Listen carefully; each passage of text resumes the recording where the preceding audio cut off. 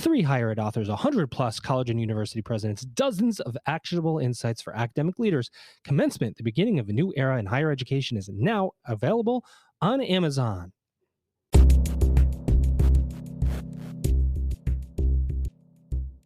Welcome back, everybody. It's your time to head up on the EdUp Experience podcast, where we make education your business. Dr. Joe Sallustio back with you again. This is my first recorded episode post-book launch. Ladies and gentlemen, we have released Commencement, the beginning of a new era in higher education, to great fanfare. Thank you to the many of you that have already purchased it and given us positive feedback. And you know what? Even if you don't have positive feedback, I'd still like to hear it, because we did spend a year and a half writing that sucker, and really excited to get it out there. It's been a heck of a ride. First, you have to podcast over 125 interviews, and then you got to take all the information put together. And my co-author, Kate Colbert and Elvin Freitas, were great, and we're very excited about it. Let me just say that I think you're going to get a lot out of it if you choose to engage with the book. And don't be afraid when you see us flood the airways on social media with all sorts of book posts, which probably has already happened if you follow us to some degree or another. But that's not why we're here today. We are here today to celebrate the work of a great university president, yet again, adding to our list. Hopefully, I think we're close to 200 presidents interviewed across the world at this point here on this podcast. But before I get to him, I do want to bring in my guest co-host. You haven't heard her, I don't know, since the summer probably of 2022. Here she is, ladies and gentlemen. She's Erica Leodis, and she is the executive director of the Alliance for Innovation and Transformation, better known as AFIT. Erica, what's going on? Hey, Joe, long time no see. How have you been? I've been good. So I don't know where you have been, Erica. You've been nomadic, if you will. You are a new breed of employee post-pandemic who just travels around the country, plugs in where you can find Wi-Fi and work. But look at the beautiful countryside as you move on, right? Yeah, my husband and I are both remote workers. We were before the pandemic, actually. And the pandemic, believe it or not, really showed us what's possible in terms of being able to travel and bring our work with us. So, we try to position ourselves in cool locations around the country, and then that allows us to, explore new places at nights and on the weekend. That's awesome. Well, Erica, as you know, we use some special effects here in this podcast. I special effects, sound effects, I should say. I'm having some audio issues today, so I'm going to press the sound effect buttons, and I do them for you often when you co-host with me. I hit those buttons often. And so if you're on the other side when this episode is released and you go, what are they laughing about? Because I don't hear anything. Know that it's me, and I cannot figure out the technology appropriately. So just imagine that I hit a button that said yikes or incredible as you fill in the gaps. But I'm going to, if it comes across okay, it'll work. But if it doesn't, it doesn't. Right? We're going to figure it out. I'm not going to cry if they don't work, because the sound effects are not usually friendly to me. You usually assign me like a manly voice. No, sir. No, sir. That would be incorrect. I think my favorite one for you was I can't remember what it was now. I'll find it though. Don't remind me. I'm gonna go find it because I got okay. I've got it. I can do it for you. This is so fun. This is so fun. I'll find it. This is so fun. But look, we're going to talk to an amazing person today. We're going to bring him in and stop the funny business that Eric and I are doing here. Here he is, ladies and gentlemen. He is Dr. David Sanders. He's president of Malcolm X College at the City Colleges of Chicago. David, how are you today? I'm doing great, Joe. How are you? And thank you for having me. We're excited to have you here. You are one well-dressed gentleman, my friend. Well done. Well, you have to represent what you want our students to do and what they're aspiring to be. So we try to do that every day. Love that. So we always like to level set here, assuming that we have somebody listening to this podcast that does not know about Malcolm X College at City Colleges of Chicago.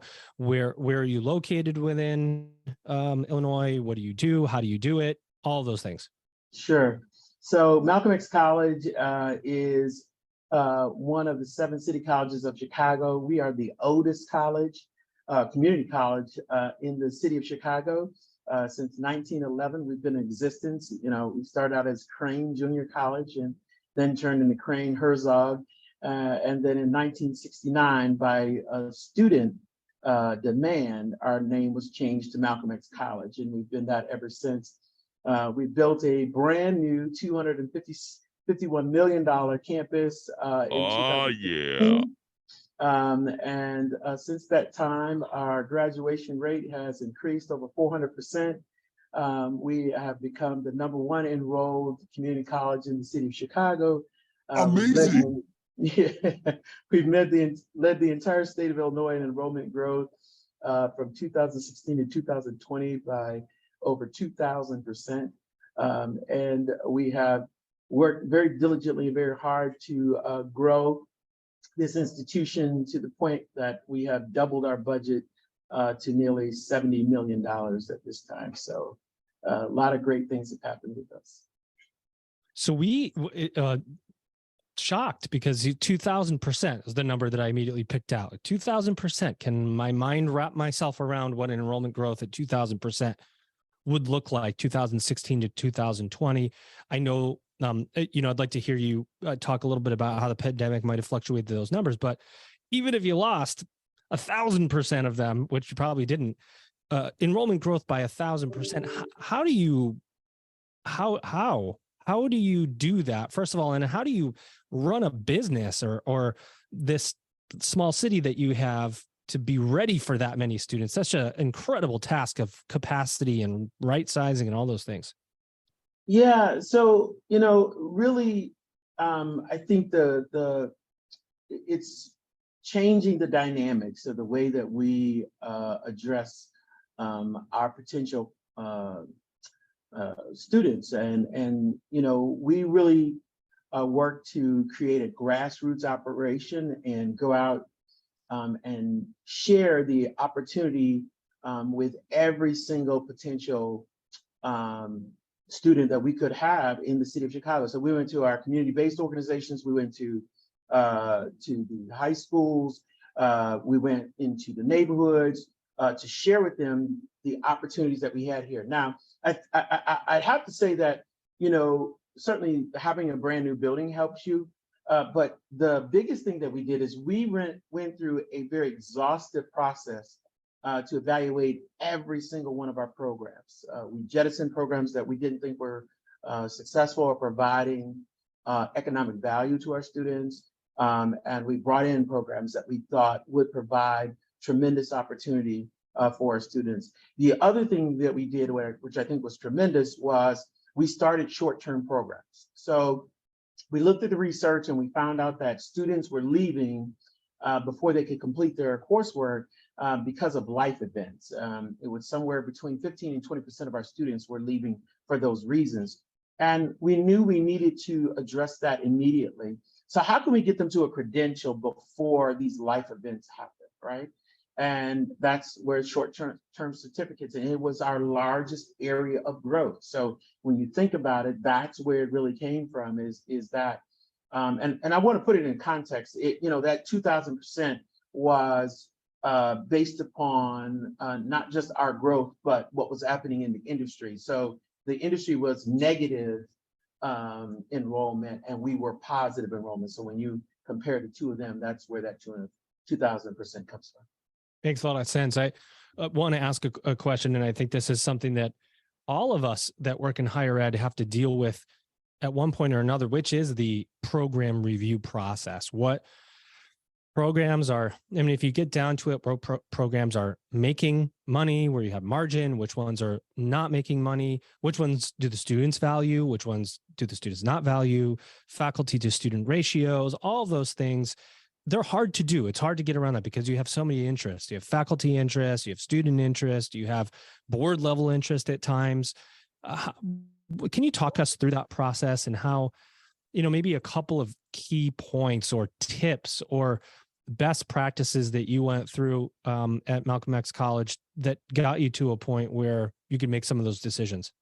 Sure, yeah, great question. So we started with BLS data, so the Bureau of Labor Statistics, to really figure out, where is industry going, where are the trends at, where are the opportunities for our students, right?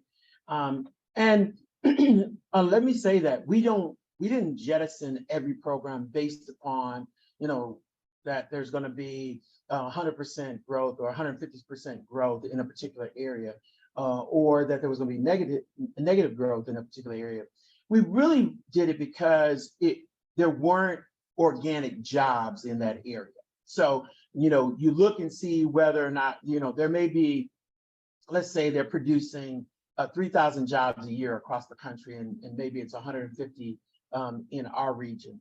But who's filling that need? And if all of the colleges that already have that program are filling that need, and then you want to add to that need, well, you're going to surpass the available jobs. And so now students don't have access to a job in that area. So why would we do that, right? So that's really kind of the sweet sauce that we use to determine whether we should do that. Are there organic jobs available?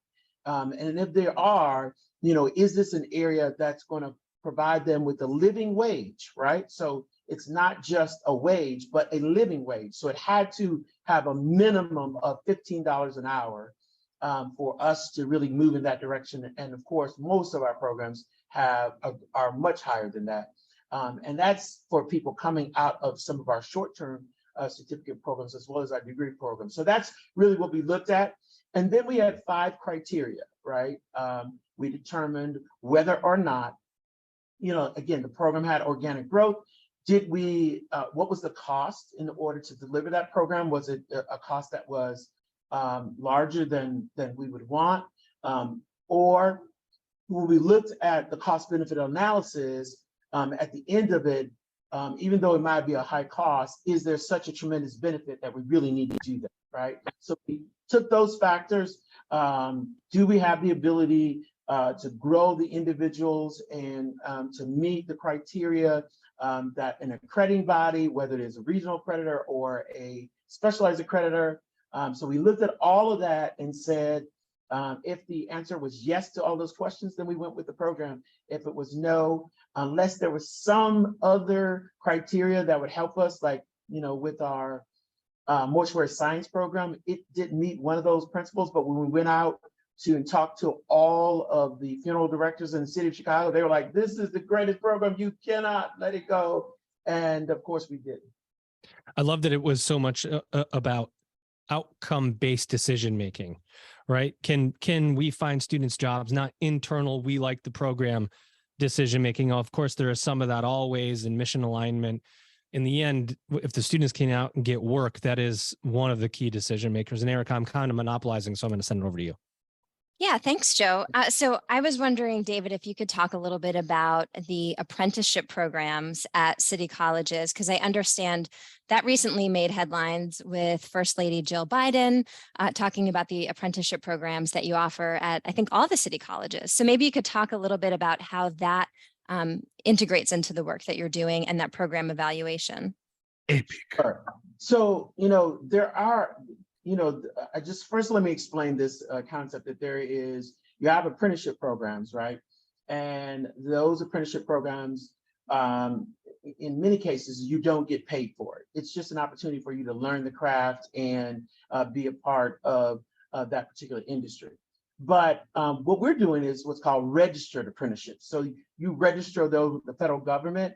That means that the student can begin work and get paid for that work as they're going through that. So we've done that with several of our partners, with Aon, and they have been tremendous partners with us. And now we have that with community health worker and a number of other disciplines that we have within city colleges, some of my sister colleges. And it's just been phenomenal because it addresses both sides, right? I'm taking the student through, they're getting them the education, the credentials, but at the same time, I'm able to address their immediate need and ensure that they're able to address the things that's happening on a day-to-day basis while they're completing this program. So just a wonderful opportunity for our students. And, I have to give a shout out to our chancellor and our team down at our district office who really worked hard and diligently to help make those things happen. Keep going, Erica. I'm going to just let you take over the microphone. Yeah, I didn't know if you were going to jump back in, Joe. So, so my world is all about innovation and transformation at AFIT. We're the Alliance for Innovation and Transformation. So I'm always curious when I get to talk to college presidents to know what innovation looks like at your school. Can you talk a little bit about that? Sure. Yeah, I mean, that's one of our trademarks, if you will, here at Malcolm X, is that we're very innovative and creative. We come up with new ways of doing things. And so it gives tremendous opportunity for our students. An example of that is we created the contact tracing program for the city of Chicago during the pandemic. It was the first time that a community college had worked with the city to address that and make sure that we were keeping people safe. And so our health science department went into public health work and created this program. We then created the Vaccine Ambassador Program, really to try to, get people more comfortable with taking the vaccine. And it received rave reviews from the CDC, who cited it as an example of, some of the best work across the country relative to, public health. So I'm excited about the fact that we are willing to do that, and we're continuing to do that with different things and practices that we're coming up with to help our students to be successful. We're right now developing a program so that we can get more nurses out into the hospitals, because there is a tremendous shortage, but we're also trying to create nursing faculty at the same time. So it's a partnership between us and the hospitals and a grant to make this happen. And it's the first of its kind. And those are the kind of things that we do on an everyday basis, just to make sure that we have opportunities for our students that are amazing, and that amazing. We're also, you said it. And that we're also creating a pipeline for the faculty that we're going to need, because we've got to have tremendous faculty in order to do the things that we do on an everyday basis. That's awesome. I mean, so speaking of faculty and staff, one of the topics we've talked about in our membership this year was the ongoing talent shortage, and that affected a number of our member colleges at AFIT. Is that something you felt at Malcolm X? Yes, I mean, during the pandemic, especially during the latter stages of it. I mean, I know it's kind of still around now, but people are not dying, which is a great thing. Industry was calling us, so the health care industry was calling us like crazy and saying, we want all your folks. And I'm like, they're not even out of their programs yet. They just, there's such a shortage, people got burned out. There was a lot happening, a lot of exposure, a lot of situations. Some people left the industry. So there really is a vacuum right now, and we're working to fill it. My thing is, let's partner with the industry and not, try to come up with these independent programs or initiatives that, may or may not be wanted. Let's figure out what we can do that's going to help them, and then working in concert together, we can address their needs, they can incorporate our needs, and at the same time, we can come up with a program that fulfills everyone's needs so that, it's successful. You know that the world of higher education is experiencing evolutions and revolutions. You want to be part of the progress. Commencement, the beginning of a new era in higher education with insights from more than 100 college and university presidents, will show you how. Get your copy of Commencement, the beginning of a new era in higher education now on Amazon right away. We think you're going to love it. It's amazing. David, one of the things that, if you don't mind, Erica, just jump back in. We talk about all the time is the value of college education. I want to ask you what you think, but we're watching almost in real time, as I think many of us have been hoping. There's been some predictions out there about rankings. We're seeing people pull out of U.S. News World and Report rankings, quality or elitism, not quality, but there's quality, there's parity in quality from institution to institution. Their elitism is becoming a bad word, as we hope it would be. I think in some respects, when you talk about, the opening access for more students. And so we're seeing this, movement toward equity for all, education for all. What has this meant to you, to Malcolm X College, to the students, to the education you provide, and to the overall value of higher education and community? There was a lot of questions, by the way, and community college's role in it. I think you get what I'm saying for I the most do, part. I do. So let me try to address it in a couple different ways. So first, It's let me talk impossible. There's about, too many questions, but do your best. well, first, let me talk about the fact that I'm excited about the future because, for the first time, I think community colleges are starting to get the credit that they deserve. We were the ugly step sister or stepchild or whatever you want to call us, right? We didn't get respect. People felt like, if you went to a community college, it was the school of last resort or the place you went when you couldn't go in nowhere else. And, there was a question about the quality. I think people are starting to realize that that's not the case, that, we really do tremendous work. We have these wonderful wraparound services for our students. We have equity programs. So we address transportation. We have food. Every one of my students have, my full-time students and some of my part-time students have access to free food 3 days a week at our food pantry here that is populated by the Greater Chicagoland Food Depository. So they have access to that. We have free mental health services. I have the largest mental health program here in the city of Chicago with 8 clinicians as well as 12 to 16 externs that help our students to keep their mental sharpness and be prepared to do what they need to do. So we have all these services, right, that are available for our students. And we have some of the most qualified and credentialed faculty that you could ever dream of. And they do a tremendous work. They work tirelessly to help our students to be successful, but we weren't getting credit for that. So I think that window is starting to open, and it's starting to help us to get, not only the credit we deserve, but, the funding we deserve to help these students to be successful. But I think the larger point that you were getting at is the fact that, there is this system, this class system where we say, hey, if you went to Harvard, that you're great. And if you went over here, then you're not. And I'm not saying anything against Harvard. I think they're an absolutely wonderful institution and done phenomenal work, right?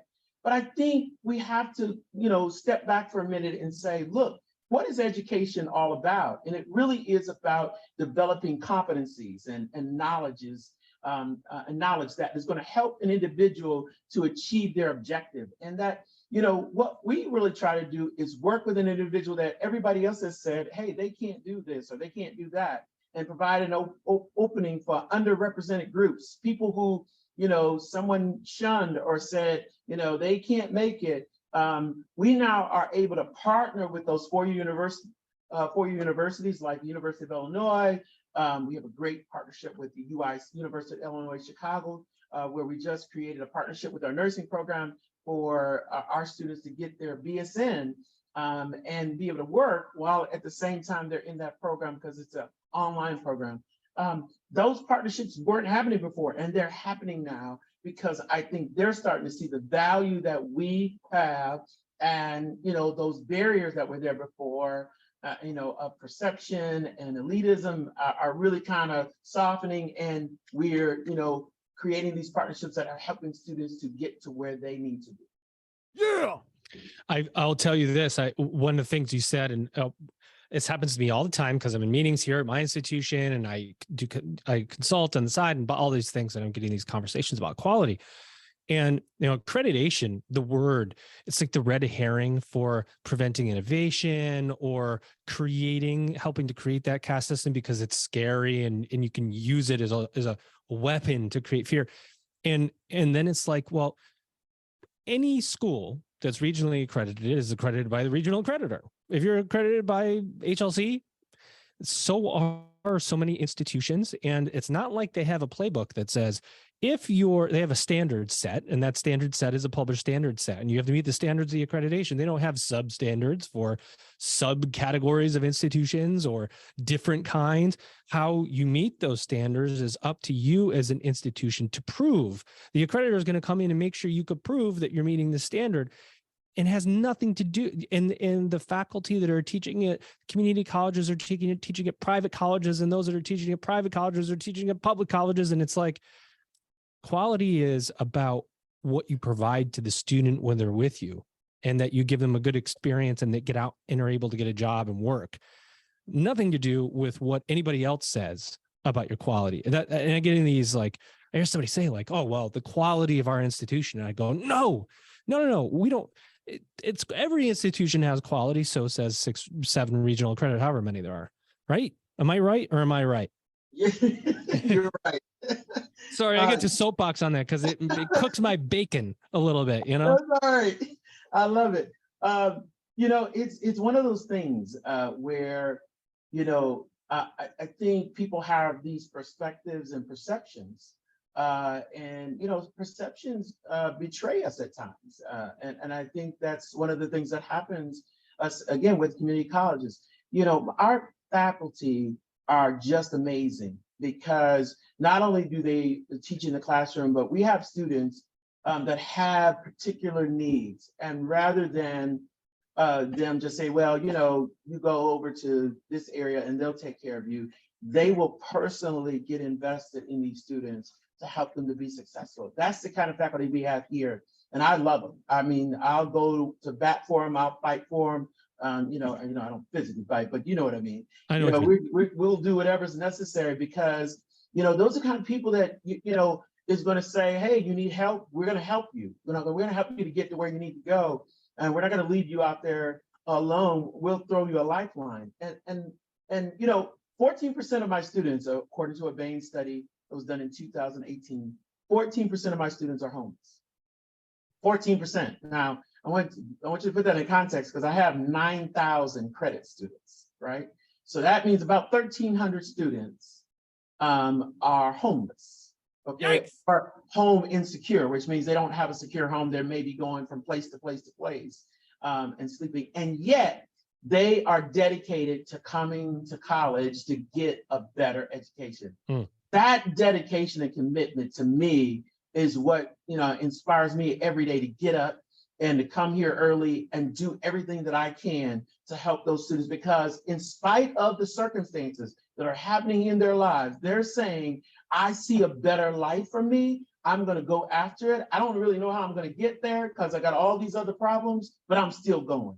And I think that's a testimony to the clients or the customers or the students that we serve here, and what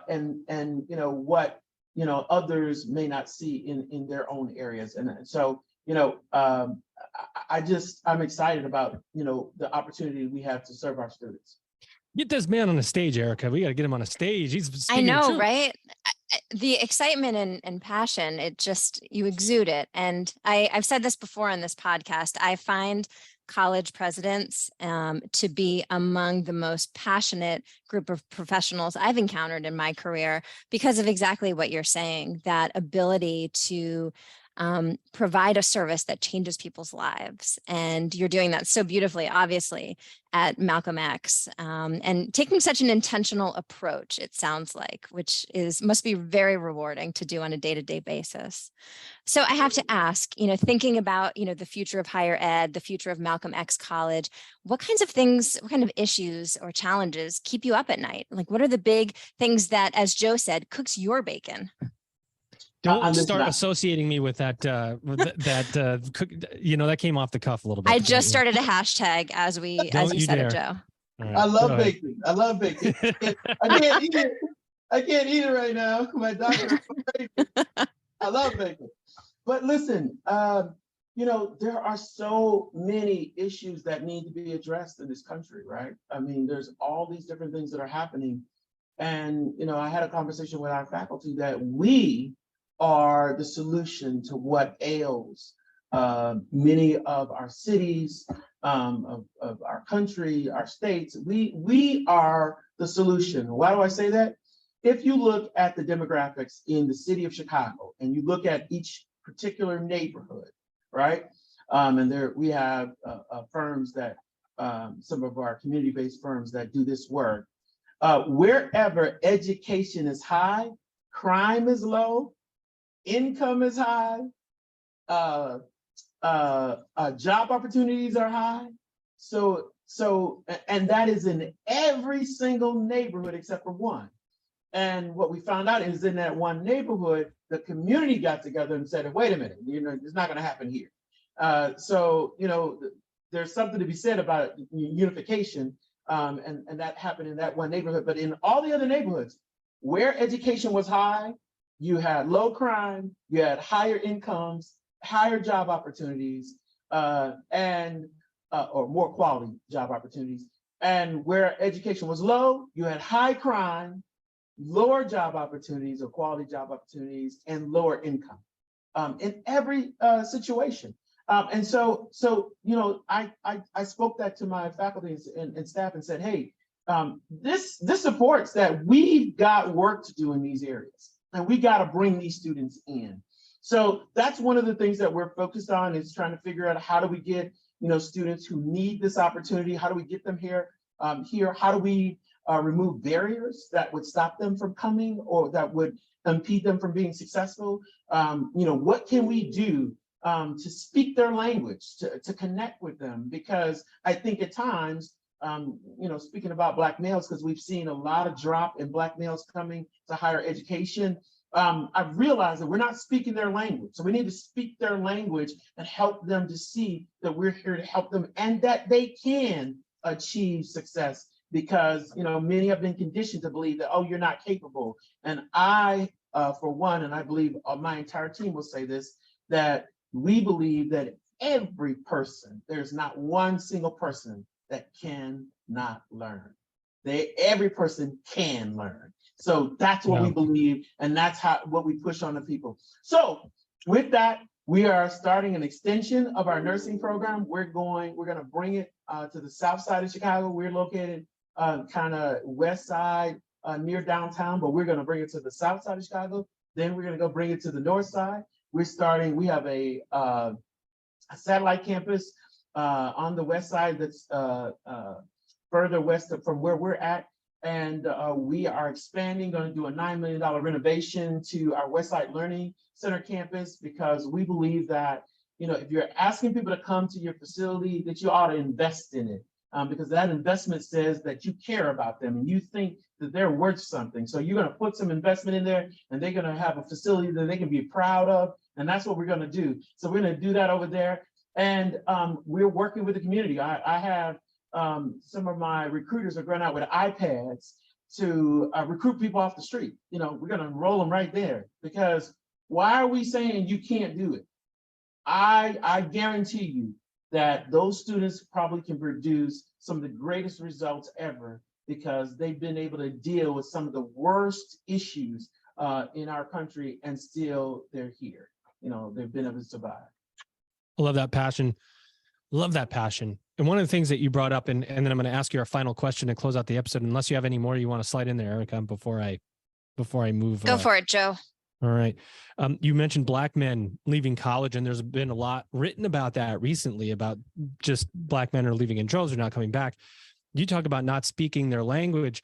There's an article in there, right? Because there's not any positive articles about how we're re-engaging Black men into the higher education system. There aren't a lot of solutions put out there, only that there is a problem, and we all go, yes, we know. And then nobody knows how to fix it. And I'm hearing you talk on, boy, I'd love to see you do a talk or write an article about it. This isn't like a challenge or anything like that, but I think there's something there, because nobody else is helping to solve that issue. Yeah, we started an African-American male mentoring program. We started with 40 students, right? And I gave the directive to the dean of education, told her, look, I need us to set up this program. I want it wrapped around with people that look like the students that are going to be in the program. So, bring in our faculty that look like them, bring in our staff that look like them. And, for every 2 students, I want 1 mentor that's going to work with them and help them to be successful. Results, 95% of the students stayed. Amazing. Who said, if this program wasn't here, I was leaving. I was going to get out of here. That student got an A in his class. It matters, because there is this stigmatism, right, that's in the United States, and I don't want to talk about where it comes from. I can do that at a later time, but it's there, and they feel it, and they know it. And people who think that people aren't cognizant about how you feel about them or the environment that they're operating in, well, you're living in a fantasy world, because they do. They know it. They feel it. and who can they talk to? They're expected to be, these strong men, macho, nothing hurts me. And yet, who do I talk to? Who understands my plight? Who understands what I'm going through? And so that's what this represented. And so it got picked up by our state, by our one of our congressmen.